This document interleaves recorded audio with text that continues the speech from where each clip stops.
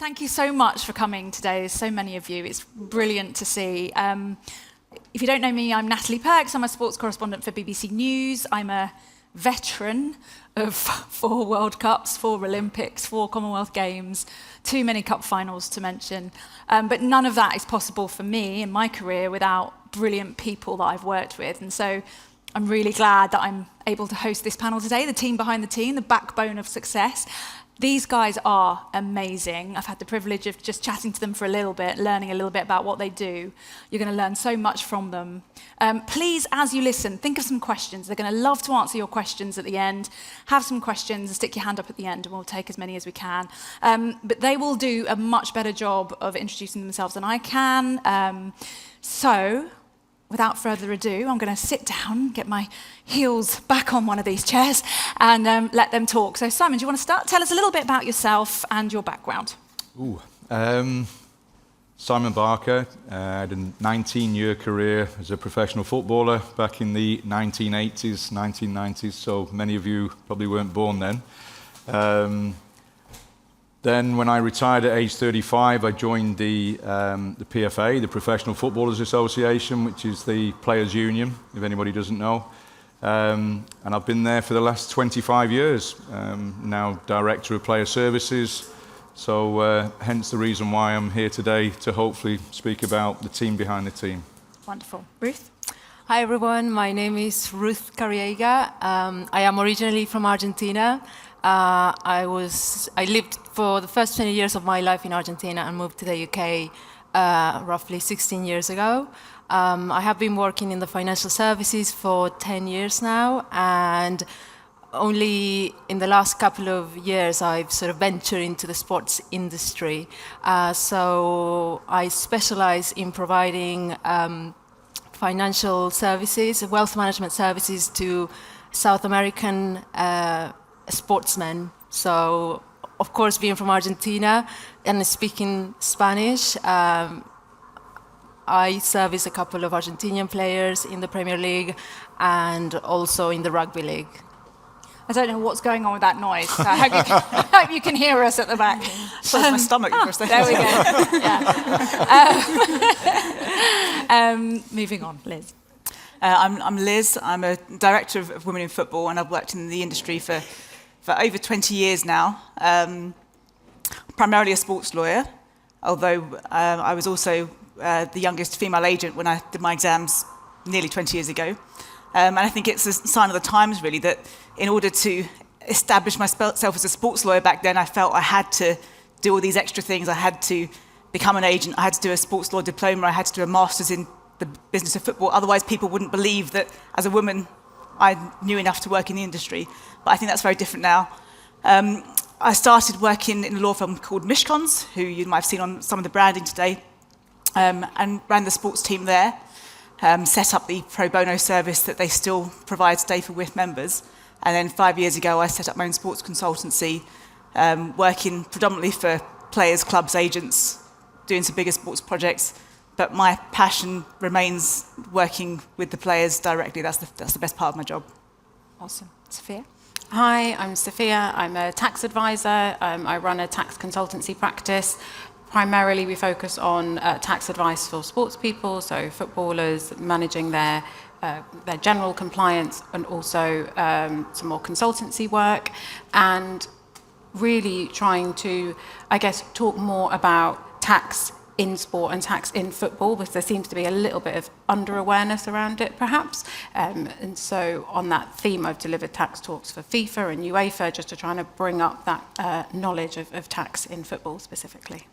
Finally, Remy. Hi guys, I'm Remy. I'm an agent at TTM. I'm going into my 11th year now in the football industry.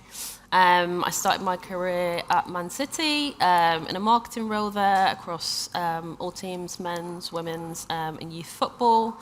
I then went to the FA, working with the Lionesses as a player liaison manager, where I sort of developed sort of my love for working with talent and ironing out that role. And then I became an agent in 2022. Fabulous, thank you. And whenever someone asks me what's a typical day in your life, what does it look like, I always say there is no typical day. But I'm going to ask you the annoying same question, because I think it's quite helpful for people to learn what a real day in your very, very different roles, but that do overlap, look like. Simon, you can start us off. So my role previously has been advising players on contracts, regulations, disciplinaries, grievances, rules on doping, betting, coordinating lots and lots of meetings at clubs so that we can talk to the players about different areas, things like equalities, brain health, player well-being, personal development. My role has changed slightly the last year or so, where we've now got a team of 12, all former players now who go into all the clubs. So they're regularly in the clubs, that first point of contact for the players. And my role has just been coordinating that, being there for those guys to go in, and if they've got any queries, they come back to me. So more of an overseeing role now rather than what I was used to do, which was being in the clubs all the time and doing exactly what they are doing at the moment. So that's my probably sort of normal day. And Ruth, what about you? Because obviously very, very varied role. Indeed. I will say there are certain periods in the year where it's incredibly busy as for a financial advisor. I'm actually very pleased to be here today when I don't have to be watching Budget Day and listening to the latest changes that are likely to be introduced. But most of the day would be around staying in contact with clients, attending meetings. Of course, with the type of, particularly with players, right? They will usually have a team around them, so it's mainly keeping, staying in contact with them, seeing if there have been any developments recently. I think because of the way that my clients, move to the UK, basically, some of them will have their team based, back in Argentina or back in their country where they're from. So there's usually also that time difference to take into consideration. Sometimes they will have, a team based in Miami as well, where they're already managing investments. So I will say the day changes according to what's going on, the time of the year. Obviously, if we're around, the transfer window period, whether it's December or January, also there's a really good times for me to connect with new agents because I know they're going to be here in the UK.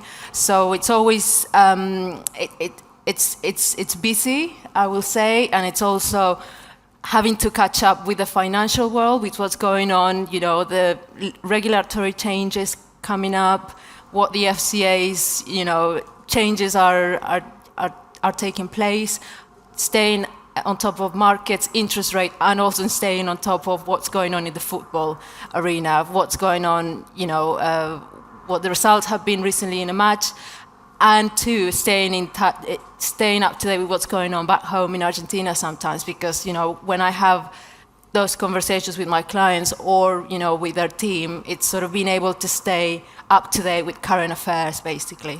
So what we're learning is it's not a job for someone that likes holidays, basically. Yes. Liz, what's your sort of typical day look like? Yeah, look, it's a 24/7 job, and it has been literally for 20 years. There's a lot of the normal emails, WhatsApp calls that happen all the time. A lot of it's sometimes we might be in court dealing with disputes during the transfer windows. We might be at clubs with players. I've been at football matches as a guest, and I've been called in after the game by the chairman to say, "I want to sack the manager. I want you to sack the manager." Or I've been at events where someone's done something wrong and the police have been called, and suddenly you get dragged in. So even when you think you're there socially, I think it's part of the role that people want to be able to turn to you for that advice anytime, anywhere, even Christmas Day, I got a call this year, and you think that's the sort of sacred day, which it would be for clients here, but this client was over in China, and he said that he's owed money by a club, and that club have said unless they can do a deal with him by midnight, in Chinese time, the club wasn't going to be allowed to continue the league.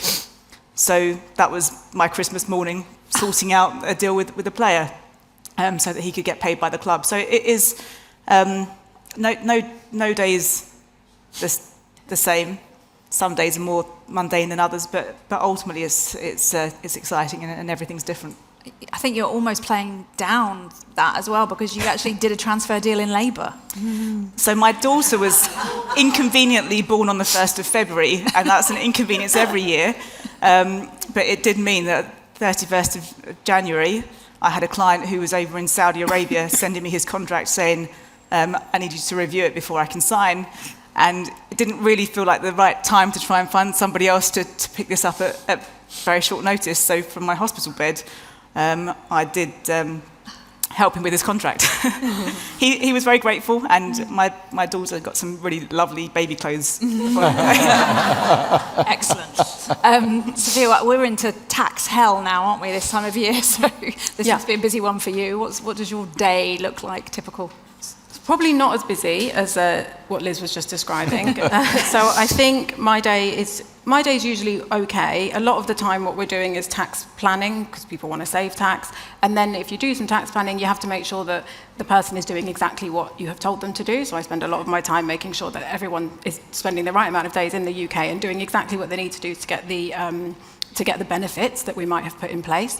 So I'd say that is, it's emails, reviewing information, talking to lawyers, or just looking up whether there's a bit of forecast, so looking forward to see if we've got certain dates that are going to be problematic for players and their families, and what we might need to do around that. But certainly, from what I've heard so far, I think my one probably sounds, I feel like I'm quite chill, actually, in my day-to-day, so that's positive.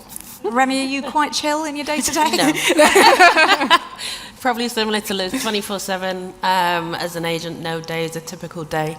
But I would probably say, it sort of revolves around just managing stakeholders. Ultimately, the role of an agent, you're there to, take as much of the stresses away from your clients, and managing everything around them so that, you're almost funneling information to them. But yeah, that's everything from sort of managing clubs, brand partners, media, charity work, and obviously just ensuring that, their head can just be focused on their football. But yeah, every day is very different.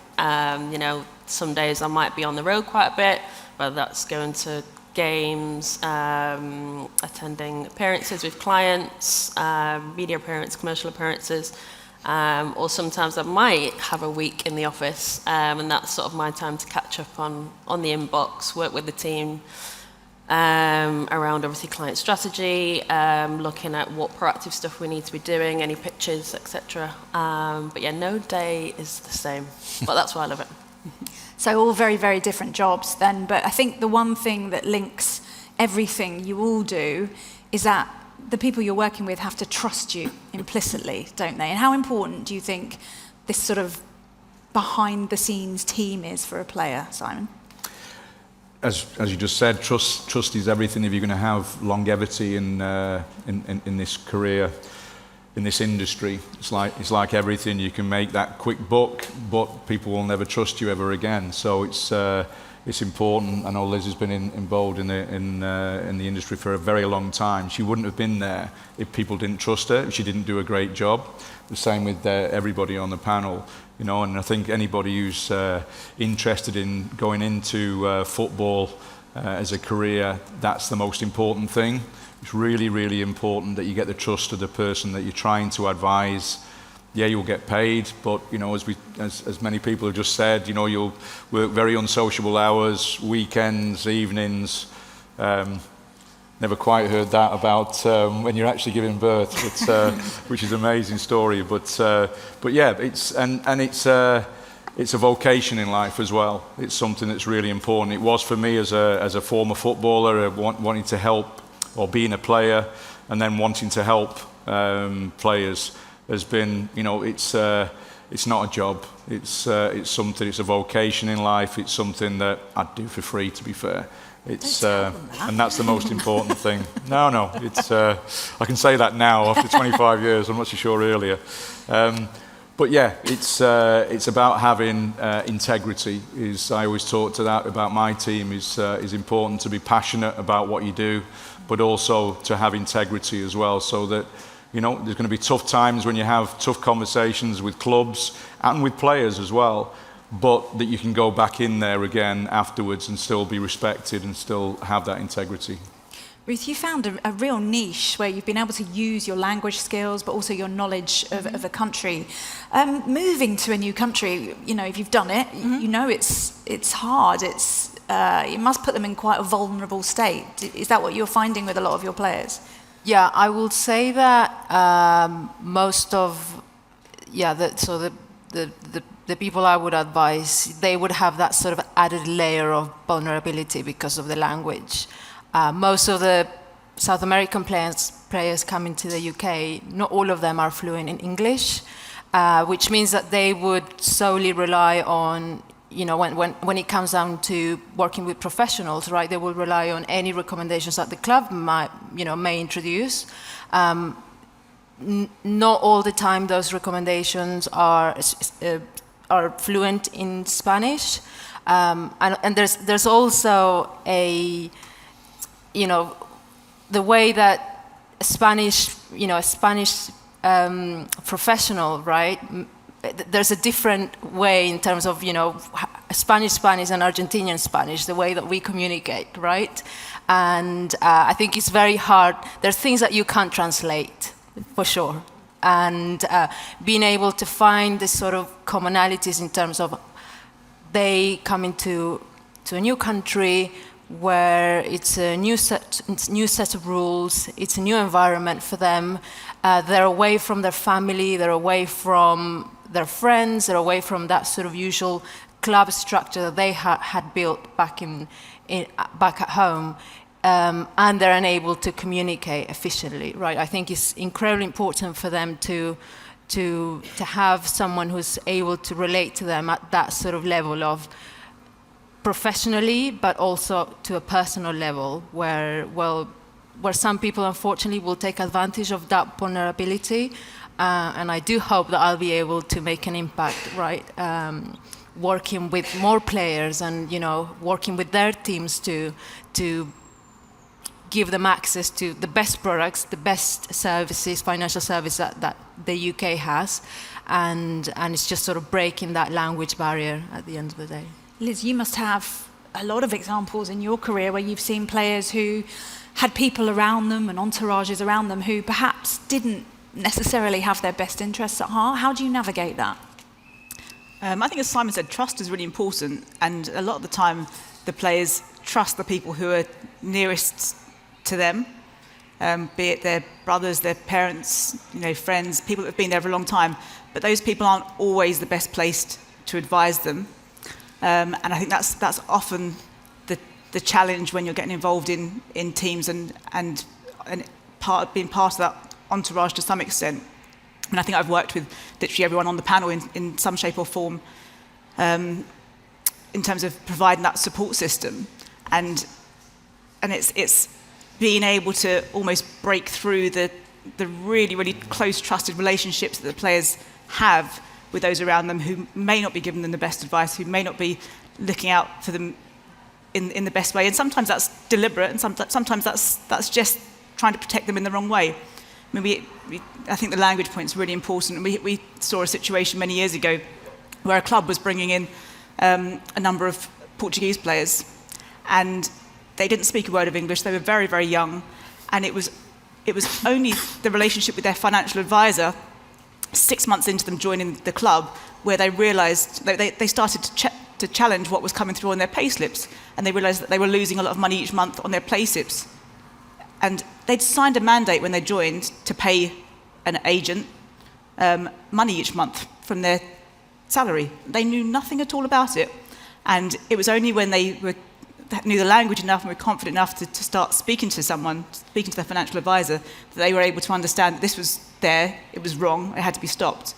But it's that type of issue that's really sad to see, and I think it's why for me it's so important to educate the players and empower the players and make sure that they get the support they need, because most of them yes, there's a lot of wealth that comes with the job they do, but they're having issues that most of us never have to face in our lives.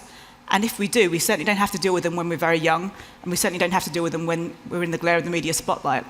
So it's trying to support those players and support the teams around them. To the extent that the teams are the right people and want that support, then we're there for all of them. Yeah. Sophia, then, to Liz's point, do you think clubs need to be doing a bit more to help players really become more financially sort of literate? Is that an issue you're seeing? Yeah, definitely. I think, well, sometimes it depends what country the player's coming from. If tax is, certainly from a tax perspective, if it's a country that taxes a lot, they're really clued up on being aware that they need to be filing their taxes and things like that. But in the UK, obviously, it's a legal requirement to file your taxes if you're earning over a certain amount. And I don't always think, and the players have so much, like what you said about funneling information and being really clear about what is it that's going through to the player. I think it's very hard for a club. There are so many things that you have to sort of get the player to understand very, very quickly. So yes, I think the clubs could do more, but I also, when you look at kind of the onboarding that a club would be doing, there's already so much information at that point. Do you really want to add on, oh, and remember this and remember that? So I'm not sure at what point in the process do you think that would come in? It would be the agent's role to kind of give them that. The financial advice? Yeah, or not the financial, but to kind of give them the support around the team and having them think about that kind of Yeah, I mean, from our side, we try and give them a basic sort of understanding of what's to come and what's expected, you know, especially when they're signing their first professional contracts, like making sure they're reading through it as well with their parents and understanding what each thing means. You know, people get excited when they see they've got a benefit of housing or a car, but actually that is a taxable benefit. So explaining that to the player and the parent. But for us, it's what Liz said, you know, we try and work with people who are experts in that area, because we aren't the experts. So it's just ensuring that they're aware of the different people that they need to speak to at the different parts of their career. You know, for a young player, maybe they don't need a financial advisor yet, but, you know, when they start getting commercial money and media money and parents' money and understanding how to manage that income, then that's where we would step in and go, okay, you know, you're earning this now or this extra income, like, have you thought about speaking to this person or that person? But we'll always give them a basic sort of understanding of what they need to be thinking about as and when during their careers. And with that step up in income often comes a step up in profile as well. So as an agent, how do you manage when you've got young talent coming through? How do you sort of say to them, oh, everything's going to change and this is how we're going to look after you? Yeah, I mean, it's such a fine balance. I think more so in the women's game where, you know, they're not earning salaries that are going to set them up for life. So they almost need to be having a bit of a career off the pitch as well, and building their profiles. But it just has to come in time. So, you know, when, you know, they're 16, 17, 18, you know, we encourage them, you know, now it's time to focus on football. Don't worry about everything else, but equally educating them on what is out there as well. So, you know, if they do start getting debuts in their first team or international call-ups, they are going to get more eyes. People are going to start following them and wanting to know what they're up to, and things that you might share where it might have just been, you know, you might have had 1,000 followers and it was all close friends. You know, you've got people watching you now, so just being wary of what you're posting and educating them on that. You know, we're very looking at our agency in that we've got a lot of expertise on the media side. So, you know, for our younger talent especially, we will try and do in-house media training with them or pair them up with some of either our broadcast talent or content creators, just to get them that experience of what it's like to do an interview. You know, we signed a player towards the back end of last year, so she went on a scholarship to the US for 4 years, wanted to come back and play in England. Obviously been away from the English game for, you know, 4 years. It's grown exponentially. And, you know, she signed for a club in January, did her first interview, and she was so nervous. Like, she was just like, oh, I wasn't expecting this. And then, you know, she made a debut with the team, and she had to do an interview at the end of the game. So, you know, we're going to be working with her now to get her a bit more experience of doing those interviews and getting her a bit more comfortable about what she can share about herself. Because I think the beauty of the women's game is it's not going to be frowned upon if young players are, you know, doing a bit more media, and because I think people really want to support the girls and know a bit more about them. But again, it just goes back to that fine balance, and timing is key. It's almost like earning your right to be able to do the extra work and not too soon. And with the sort of social media side of it as well, comes the scrutiny, comes people who aren't necessarily very kind. Simon, how do the PFA sort of support players with the mental health side of things? Not just from social media, but in general. Yeah, I mean, on the social media side, it's something that I didn't have to encounter when I played back in the 80s and 90s. Lucky if you got a mobile phone. Things have changed, obviously, not just in football, in society now. Young people, even myself, constantly on the phone. Constantly checking on what's happening within the game, but also other things that are happening within the world. So, you know, back in my day, it was you were more worried about what mark you got out of 10 on the Sunday morning papers after a game on a Saturday. Now, you know, we're hearing stories now that, you know, players are getting straight on their phones after a game to check whether they've done well or not and what the reaction has been, which can't be good for your mental health with regard to that. Because, you know, there are certain people, it doesn't matter how well you played, you know, they may be upset with their own lives, and, you know, and they want to take it out on somebody, and particularly somebody who may be high profile. And it's not just, you know, for me, the Premier League level, you know, it goes down to League One, League Two. I've got a couple of my colleagues here from the PFA's women's department as well, Victoria and Fran, who do a great job with regard to you know, our members in the Women's Super League. And, you know, we have regular meetings, and we talk about the same things that happen across the male game and the female game. With regard to mental health, we have the PFA has a network of counsellors, over 200 counsellors across the country. So a 24/7 helpline. We also have, and there are so many current and former players who are currently having counselling that nobody knows about. Nobody knows. It's completely about confidentiality. So important. The ones that maybe you hear about, that comes with the consent of the player, and they want to sort of make people aware of the services that are available. We also have a clinic as well, which is for more complex mental health issues or addiction issues, whereby you can go and have a residential rehabilitation as well at Sporting Chance Clinic. So there's so much more now available to players, both male and female, compared with, I keep saying back in my day, the old times. But, you know, I look back at my career, and, you know, I probably did have mental health issues, but I didn't see it as that. It was always man up. It was always get on with it, be a bloke. Now there's so much more information, so much more knowledge, so much available to players, and also people in the wider society as well. So, you know, we're aware of it. You know, it will never change, and I think sometimes with social media, I think it makes it worse. Without a doubt, particularly when things are going, everyone's happy when things are going well. It's when things are going badly that, you know, maybe a lot of people, if they have a bad day in the office, there's only a few people that know about it.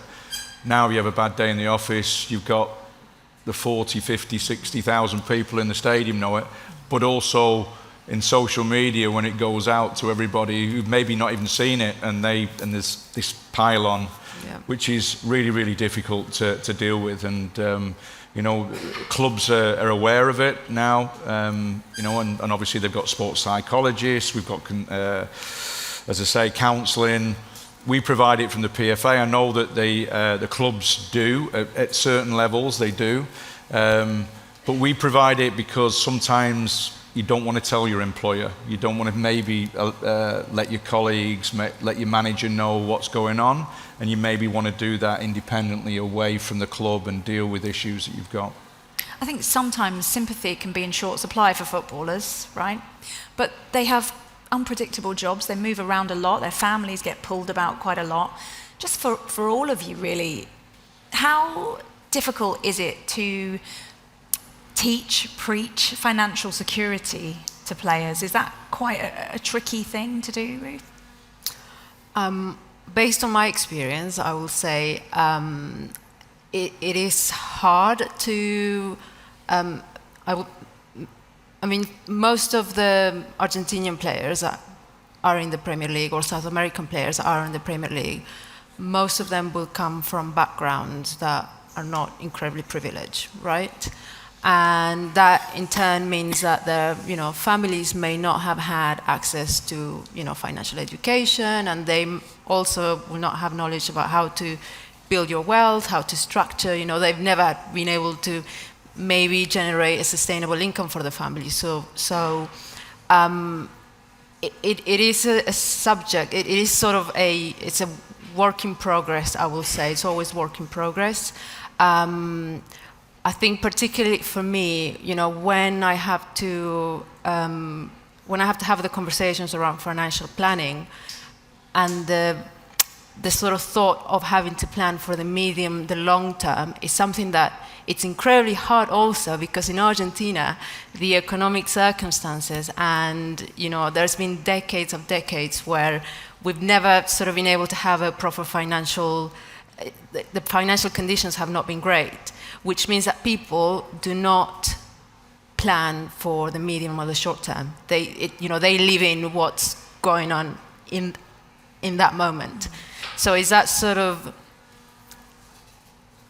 that cultural difference as well, in terms of if you were advising potentially a UK player or a European player, right, where they've already grown, or they've already seen, or they know how the system works, they know that there's a robust financial system in place, where they feel a little bit more confident.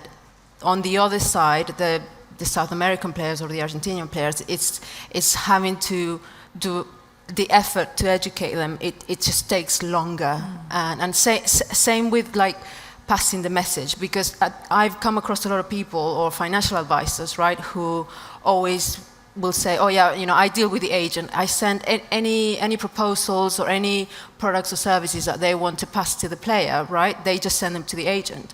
But if all the material, your marketing material or all your information that you're sharing with the agent is in English, how do you expect that agent that is not fluent in English, who only comes to the UK 2 or 3 times a year to visit his player, how do you expect him to help you in a way, pass the message to the player in terms of good financial products, good financial services, or working with other professionals that will help him become more informed? There's a lot of moving parts, I will say, and it is a journey. It is a journey. We'll take some questions in a sec if anyone's got some, but Liz, can you think of any situations where a player's suddenly become very wealthy very quickly and just been a bit of a headless chicken? I mean, are there times where you've seen their situation and thought, oh God, what are you doing, and how you could help them? Yeah, I mean, we just finished a case recently against a young player who went through exactly that transition from being the sort of hot prospect to suddenly being, a big player.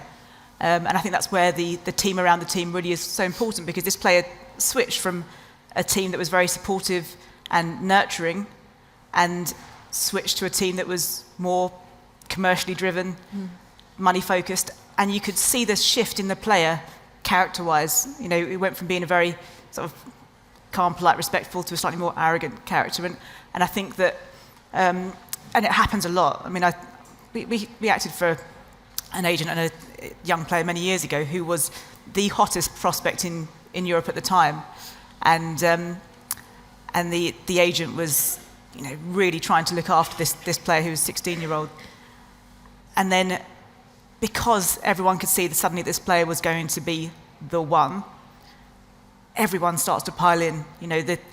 I'm sure that people were having words with the agents, the bigger agents in the game, to say, come and get this player, and that relationship was broken. The relationship between the agent who was looking after the player and had built that trust over a long time went in a flash, because the player's father appeared out of nowhere, bringing new agents with them, and it's such a shame for these players, because it's money that's driven that change. The new agents promised a house or a car or whatever it might be, and that's led to the player switching agents. But ultimately, the player's going to lose that money further down the line. The agent's not paying out, in that situation from the goodness of their heart. They're doing it because they see commercial rewards for them, and it's just trying to.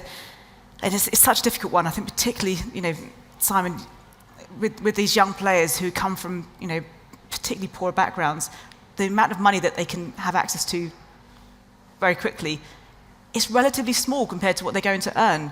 But at that particular moment in time, £50,000 is life-changing.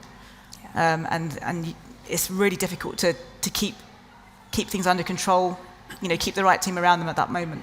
And just finally, before we take questions, there are some really good agents, I want you to know. Remy. What advice would you give to anyone in the room that's thinking, I'd like to get into what you do? How do you think the best way of them going about it would be? I would say, firstly, there are different types of agents. So you might have an agent who their USP is the football and the on-pitch. You might have someone who's more commercially driven. So understand what sort of agent you want to be. When people used to say to me a few years ago, you should be an agent, I was just like, I've not come from a football, I've not been a coach, not been a player. But there are different routes into being an agent, and then you can sort of add on like your FIFA license, which is what I did last year, because my background is more commercially driven. I would say it's not a typical 9 to 5, so just be passionate about it and care about it. You're all working with people's lives at the end of the day, so sometimes you've got to put them before your own sometimes. So I would say, if you're passionate and driven and care for talent and their well-being and their career development, definitely go for it. I would also say you've got to be resilient. As Liz just echoed there, you might work with a talent from when they're young, and things change in a flash. They might win a tournament. They might win the league, and eyeballs start getting on them, and all it takes is someone to bring a deal or promises to them. So there will be some tough times as well that you have to get through, and sometimes talent can be a little bit short-sighted. So just be prepared for it's not always smooth sailing, whether that's deals might fall through that you've been working on for months and months, or you might have been working on bringing in a new talent to the agency, and another agent pips them after months of developing that relationship with them and their support network. So I would just say resilience is another one. But no, it also comes with some amazing experiences. I've done some incredible things during my time as an agent, and things that I would never be able to do in another role. So I would definitely encourage you to go for it if it's a space that you want to get into. I would just say do some self-reflection on what you think you can offer for the talent and what your area of expertise is, because you can always go and work with another another agent who might have a different skill set to you, and you come together to be able to bring that holistic 360 support to a player. Or you might go and work for an agency who might have a gap for someone who's a bit more commercially driven, or vice versa. Awesome, thank you. Does anyone have any questions that aren't about becoming an agent? Can you hear me? Yes. Yeah. Well, this is a question for all of you, so I welcome any advice, feedback or suggestions that you might have. It was on the back of some points that I think you, Simon and Liz, were making about footballers who suddenly come into a lot of fame and there's all the money and sometimes silly decisions around money and, you know, choices and decisions they make. I know we've come a long way from a mental health and wellbeing. By the way, I'm a counselling psychologist and an ADHD coach, and I have my own private practice here, and not here in Manchester. And I actually do provide psychological services for Sporting Chance, and currently seeing not just footballers but other athletes from other sports as well. Just to follow up on your point, Liz, about, you know, when these changes happen very suddenly, I'm wondering, you know, where's the space for someone perhaps like me or someone else with a mental health background where we can maybe support that player? It might not necessarily be in a face-to-face counselling, because by that stage they're probably in a crisis situation. Well, obviously we'd try and be more preventative and get people to come and see us before they get into a mental health crisis. That's the whole point. But I guess I'm thinking about more of a mentoring role, or someone who's got a mental health background perhaps. How does one get seen in that space where, alongside their family and agent, you know, which are all very required roles, you know, how do we get into that space? How do we maybe support that person? So, yeah, look, you've got all these changes going on, but we don't want that person to, you know, develop a mental health problem, but we want to try and be more preventative is my key message. I think the player is probably the last person who's going to notice that change. And so I would imagine that it's almost the team around the player that needs to spot that's happening and try and introduce someone like you at that point. I don't know, Simon, if you've got a different view on that. Yeah, I mean, I was just going to, on the back what you were saying as well about, you know, it's important the people around them. There is a lot of information out there, believe me. The difficulty is putting an old head on young shoulders, because I think it's average of an 8-year lifespan is a career in professional football. So a lot of the players have got a really short time to actually earn money that will, as I say, it's different at different levels. Maybe, you know, what we were saying about the WSL, and although there are certain players now in the WSL who are earning very, very good money now. And hopefully that will increase and improve over time. Obviously, the Premier League is an area where players can earn a lot of money. I know the South American players will be maybe come over to Europe and then maybe go back to South America as well. It's trying to give that information where, you know, they'll look after their money. I've got my son is 25, and the thing that he wants to do is get a car, have nice clothes.